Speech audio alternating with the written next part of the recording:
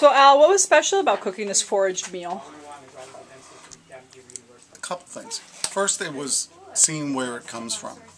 Secondly, being able to forage it, and within 10 minutes of picking the greens, for instance, they were in the pot and they were cooking, and you know, that freshness.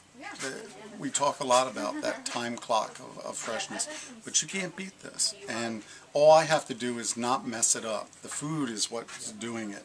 It does its own work. It's delicious. What do you think is so special about the lamb's quarters? Had you had lamb's quarters? I had not. And one of the things that I like about it is that it's got a layered flavor to it. It has a sweet side to it, but it also has its own bitter side. And the bitter is actually less bitter and more acid, which is what we always look for, that acid Positive balance. acidity. Definitely. Definitely. And you can see why, if not in this country, in other countries, this would be incredibly popular. And it's tender.